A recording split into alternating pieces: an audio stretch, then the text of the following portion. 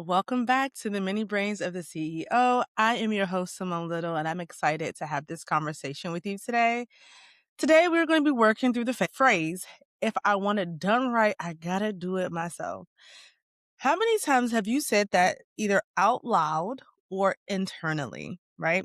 So this is a sentence that lives deep in a lot of CEO heads. And for many of us, like myself, it started way earlier. I remember growing up hearing my mama say this. So of course, being a teenager between the ages of like 11 and 18, my mom would ask me to do something around the house. And did I want to do it? No. And guess where that showed up? In the execution of the work. The end product looked like I didn't want to do it. And so I would give it a half-hearted effort because I didn't really want to do it. And I remember my mom going back, looking at the work and saying out loud, mind you, I guess if I want something done right, I gotta do it myself. And I know that is not unique to my mama or my household. There has been many others who have said the same thing. But here's the thing. When you grow up hearing that and low key believing it, because she was right, if she wanted it done right, she had to do it herself. But that was also a choice that she made. And so doing it ourselves is also a choice that we make, right? And so let me talk to you a little bit about how this shows up in your leadership, how this shows up in the work that you're doing, how that shows up when it comes to you delegating and actually getting help. We end up saying when something happens, I just do it. It's faster if I handle it. I don't want to explain it. I know what works. Like, I get it because it might be faster if you do it. It does take time for you to step back and explain the thing that needs to happen. And you know what? You started this business and it's successful because you figured out what works. So those thoughts are not wrong, but wanting them done well shouldn't be a flaw. I don't want you to go into this thinking that, well, is there something wrong with me wanting to do it myself? No, because you care deeply about your business. Care deeply about the client experience that you deliver. You care deeply about delivering quality products. I mean, your reputation is absolutely on the line. And you care deeply about being consistent with the work you do and how you do it. You've tested these things. You figured out what works. So no. And this is not about being wrong by any way, shape, or form. But it is about how this belief can quietly turn into being overly responsible. We start doing everything ourselves, or we're micromanaging and managing the people who we've hired so closely that we might as well just do it ourselves. And this leads to burnout. This is where the burnout really starts to creep in, when we're not holding something really close to our chest and we're not letting go. Now, here's what I want to say. If you're saying this thought to yourself, it's because something has triggered it. It doesn't come out of the clear blue sky. Like, it was triggered when my mom said it, when she looked at the work that I was supposed to do and realized that I didn't sweep the floor well, I didn't mop it well. There's still uh, food and dirt left on the dishes that I was supposed to wash. There's a trigger, right? And so when you're saying this to yourself, there's typically a trigger that's happening as well. It's triggered by something that has gone wrong. Something didn't land quite right. It missed the mark. It didn't meet your expectations. But instead of slowing down and saying, well, why? We tell ourselves, see, man, that's why I'm just going to do it myself. And here's the truth. And I say this with all the empathy that I have. About 80% of the time, when things aren't being done correctly, it's not because someone didn't care. It's because we did not give them the tools to succeed. I want you to hear that again. When something has gone wrong, 80% of the time, it's not because the person doing it did not care. It's because we, as leaders, did not set them up to succeed. Now, you're thinking, well, I told him what to do. Sure, I believe you. I absolutely believe you. But here's the problem. A lot of CEOs started their business, but they don't have training on how to even effectively train someone to help them. Sometimes we're moving so fast, we don't always set clear expectations. We are so focused on the task, we forget to manage the outcome. We just manage the output. And we give ownership before we've given deep instructions. We haven't let them earn the ownership based on that instructions. So then what? What happens when we begin to manage outputs? We begin to focus on the things like, did you do it? Did you do the specific thing that I wanted you to do? Did you do it the way that I wanted it to be done? Did you follow my exact steps, even if they weren't all that exact? But you should be managing outcomes instead. You need to define, what does well done actually look like? What is a job well done? You need to know the specific results that you're looking for. And you need to ask yourself and ask the person who's doing the work, how will we know this actually worked? So I want to give you an example of how this might show up in real time for you. Let's say you hired a virtual assistant to answer emails on your behalf, right? And you told them, hey, I want you to answer only client emails. And here are the most important people that you need to look out for. Here's a brief on the project. They typically ask for updates. And so look into the project management tool and find the latest updates.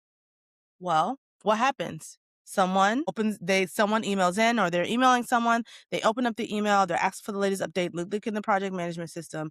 They write down what they think is the latest update and they hit send. But there was no template on how they needed to format that email. So maybe they're saying things, maybe they're using a ton of exclamation points and you actually hate that. And you feel like that's unprofessional. Well, you didn't say that. How would they know?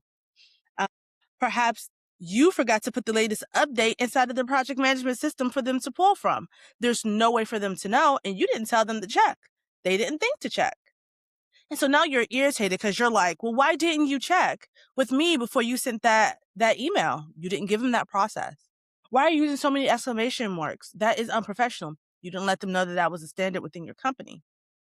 And so now you're like, you know what? Forget it. I'll just send the emails myself. I'll update the clients because I know what's going on here. Ooh, but is any of that their fault? It's not. It's yours. And I know that can be a hard pill to swallow. So when we skip clarity, delegating a task begins to feel risky. And now either you're off to micromanagement or just micromanage it or just do it yourself. But that really creates burnout problems for you. People gonna leave your company. They don't want to be micromanaged. They don't want to deal with your lack of clarity. Now you have lost talent that could have been great.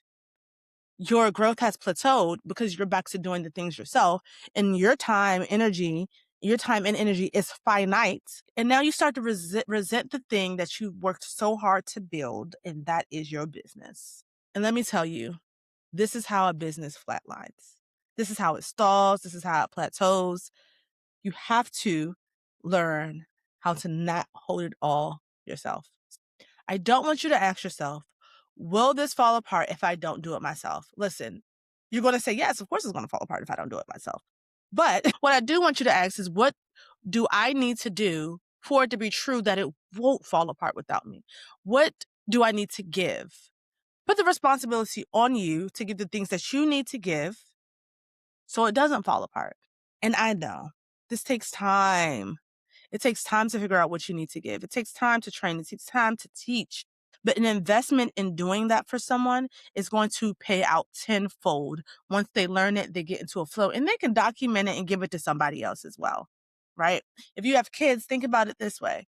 If you taught your kid how to tie your shoe, you told them one time, you showed them, and if they didn't do it right, you know what? For the rest of it's fine. For the rest of your life, I'm just going to tie your shoe for you.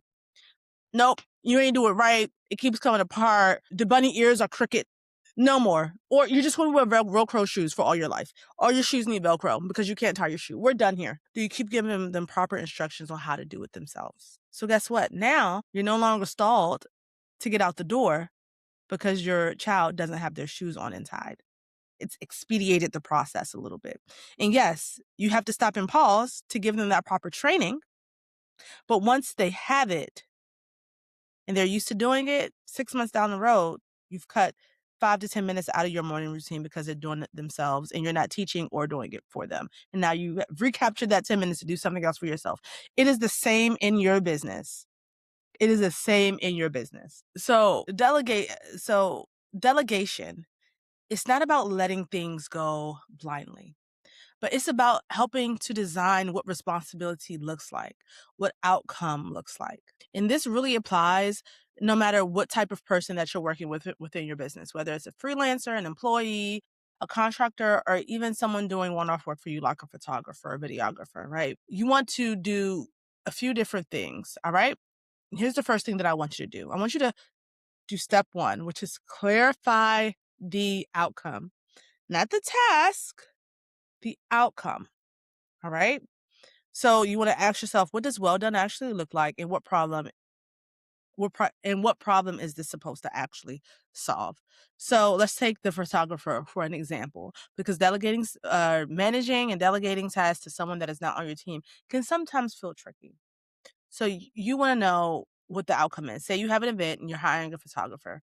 I want this event to be well documented. I want it to show the energy from the event and capture all the highlights, all the speakers, because I want to use this to market for the next event.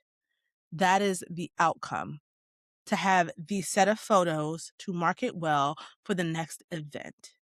And that happens when you have high quality photos and you get the right shots. And number two, deliver it in a certain timeline. That's the second step.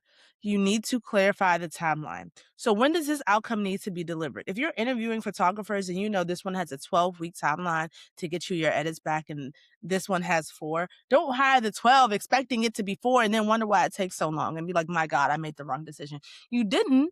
You need to manage your own expectations or find someone else who can work within those expectations. And if the timeline is longer, what are the checkpoints like along the way? For that photographer, if they're working on edits, do they give you a sneak peek midway through their editing process? Do they give you a sneak peek immediately? Like, what does that timeline look like? What we call these internally when you're managing people on your team is a very fancy term called KPIs. Key performance indicators. What are the signals that the things that we need to work are working? It gives you visibility without hovering around, without micromanaging. And the third thing I want you to do is to teach or train, right? So if this is someone on your team, you want to walk them through how to get to the specific outcome. You want to clarify what those expectations are. And you want to make it safe for them when they hit roadblocks. So let me tell you, this is one of my favorite things to do within my team. I manage a couple different teams as a fractional COO. So we have one-on-one calls. I have one-on-one calls with all of my direct reports. I manage leaders and they have to manage their team. So when I go through that, one of the things that I ask them is not just how things are going, which is definitely on the list, but what roadblocks are you hitting? And 9 times out of 10, they have some roadblocks that they bring up. And it's my favorite thing to do. I said, that's your roadblock, period. No problem. Let me unblock you. In real time, a lot of times on the call, let me send this email. Let me get this person's attention. Let's figure out another strategy to get to the same goal, because I need you to get this done on time. So then how can I help you do that? The thing is, as leaders, we have to have a relationship with the people who we are leading so they have enough space, they have enough trust in us to know that if they hit a roadblock, it is okay. It's okay. They can come to us and we're going to help unblock it. We're not going to give them the figure it out yourself approach. Now, sometimes that doesn't mean that you don't redirect them toward a resource, but it does mean that if that might need to be what needs to be done in order to clear that roadblock. So let's take this virtual assistant example again, right? You have this virtual assistant. And so what you actually needed to do is clarify what the outcome was for answering the emails. I want every person, every client that we have to know the latest up-to-date status with what we're working on in real time. This means that sometimes the project management tool might be a step or two behind the work that we're actually doing when we go to email them or respond to their email. In fact, I've been doing this every week for the past 6 months. And here is a template of how I like those emails to look. I have real life examples. Here's a few of them. And here's a template that you can use to make this work easier for you. I would like for these to be sent out every Friday by 10 a.m. Or if a client preemptively asks, please respond to them within 6 business hours and get them the response. But again, the project management tool is not updated in real time. So you might need to come ask me or ask Susie, who's also helping on the project, to get the latest update so we can keep the client updated on time. Oh, you clarified the outcome. You set a timeline. You told them within 6 business hours or by 10 a.m. on Friday, and to check, because the project management tool might not always be up to date. And you help them, you taught them by giving them a template and real life examples. And if you want to take it a bit further, you can say, for the first week, send the emails to me. I'm going to look at them, but I'm sure they'll be great. Give them confidence before you send them out. How does that sound? This way, you are unblocking things before they come blocked, so you can see if there are any errors, especially if it's a first-time task, and you're not rescuing. This helps you reduce the fear of something going wrong. You build in them their capability to do the thing that you need them to do, and it shifts the responsibilities from being solely in your hands to being in theirs, and they have a sense of ownership over that task. This is mine. I own this. But now you've trained them and you've equipped them with everything they need to have that. So I want you to ask yourself this question. If they don't do it exactly like me, will I still get the outcome? And here's the question that I asked all my CEOs when they're going down this spiral. What if they do it better than you? You're so worried about them doing it just like you. What if it's better? Because let's be honest, we're not hiring clones of ourselves. The people that we hire, they think differently. And typically that's what attracts us to them. But if you don't give them the space, you'll never be able to see what they're capable of. What if those exclamation marks in that email actually made that client feel even more excited and they loved it? What if they're like, your excitement, you're new, you're excited, I love it, thank you so much. They don't know it's not the latest update, especially if it's been progress from the last time. And what if that second email that they send correcting that it wasn't the latest made the client feel even more warm? Because they said, wow, you're so communicative. All these updates, I love it. Just because someone doesn't do something just like us doesn't mean that that we're not going to get the outcome that we need. They may do it better, and the results from that might be something surprisingly different in a positive way. We want to make sure that we're giving people ownership, that we're not just simply delegating things to them. So as a CEO, I am going to say this. We have control issues, guys. It just is what it is. We definitely have control issues. And a lot of times those control issues are why we're successful in the first place. But what helps you build a successful business won't always help you scale one. So you can't just do it all yourself and think that if I want something done right, I got to do it myself. Because if you do that, you'll be burnt out, you'll lose great people, and your business will become stagnant. Release some of that control, but do so intentionally, not wild. Don't be careless, but build clarity, ownership, and trust in the people that you've hired to do the thing. So I want you to go off and implement that with someone that you've just hired, someone who's been on your team for a long time. Have a one-on-one with them. See how they're doing. Unblock some roadblocks. Give them a little bit of training and report back to me and let me know how it goes. All right? You can find me on Instagram at the Simone Little. And if you're looking to work with my agency, the web address is www.chiefalignmentagency.com, so you can figure out how to work with me and the agency one-on-one, because I don't want you to feel like you have to do it all yourself. All right, guys, I'll see you in the next episode. Thanks for tuning in.